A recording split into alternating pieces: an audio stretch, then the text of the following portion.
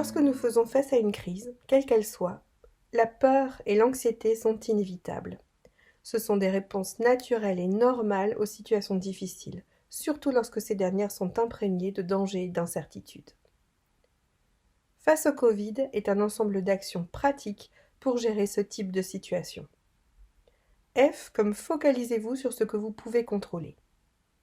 Vous ne pouvez pas contrôler ce qui arrivera dans le futur. Vous ne pouvez pas contrôler le coronavirus, ou l'économie mondiale, ou ce que font les autres. Et vous ne pouvez pas, comme par magie, contrôler vos pensées et vos émotions. La peur, l'anxiété et l'inquiétude sont inévitables. Mais vous pouvez contrôler votre comportement ici et maintenant. Donc focalisons-nous là-dessus. A comme accueillez vos pensées et vos émotions. De manière calme et bienveillante, observez tout ce qui se passe à l'intérieur de vous. Pensées, émotions, sentiments, souvenirs, sensations, besoins. Avec curiosité, notez ce qui se passe dans votre monde intérieur. Vous pourriez vous dire à vous-même « Je remarque un sentiment d'anxiété » ou « Je suis en train de penser que je pourrais tomber malade » ou « Je ressens de la solitude ». Et tout en continuant à reconnaître vos pensées et vos émotions, appliquez la prochaine étape.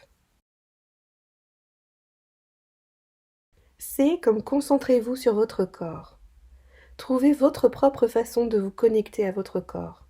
Par exemple, vous pouvez essayer de presser doucement et fermement vos pieds sur le sol, de presser doucement vos doigts les uns contre les autres, d'étirer doucement vos bras ou votre nuque ou de hausser vos épaules, de respirer lentement, et tout en reconnaissant vos pensées et vos émotions et en vous concentrant sur votre corps, passez à l'étape E.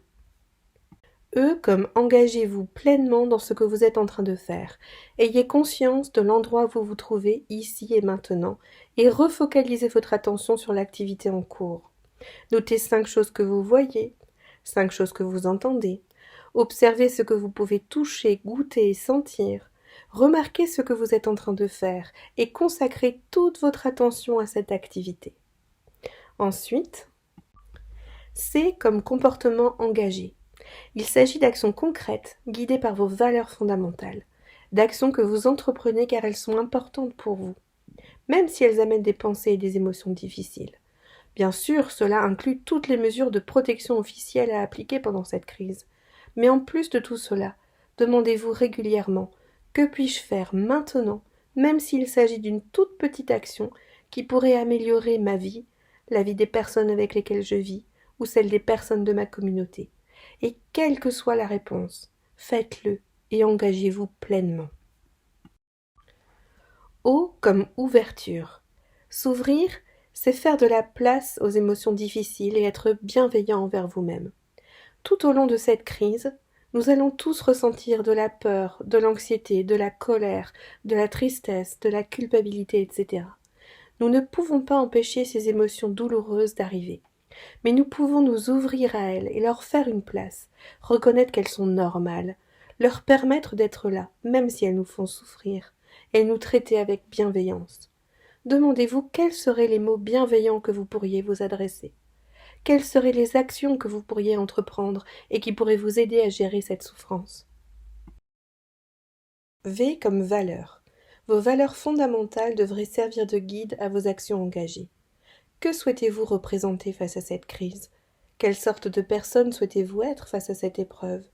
De quelle manière souhaitez-vous vous traiter vous-même et les autres? Vos valeurs pourraient inclure amour, respect, humour, patience, courage, honnêteté, prendre soin, ouverture, bienveillance, compassion ou de nombreux autres. Réfléchissez à la manière dont vous pourriez saupoudrer ces valeurs tout au long de vos journées et laissez-les guider et motiver vos actions. I pour identification des ressources. Identifiez vos ressources pour trouver de l'aide, une assistance, du soutien ou des conseils. Elles incluent vos amis, la famille, les voisins, les professionnels de santé, les services d'urgence. Assurez-vous de connaître les numéros de téléphone utiles, y compris l'aide psychologique si nécessaire. D comme désinfection et distanciation sociale. Désinfectez-vous régulièrement et pratiquez la distanciation sociale pour le bien de votre communauté. Pratiquez les étapes de face au Covid le plus souvent possible pour vous-même, vos proches et pour votre communauté tout entière.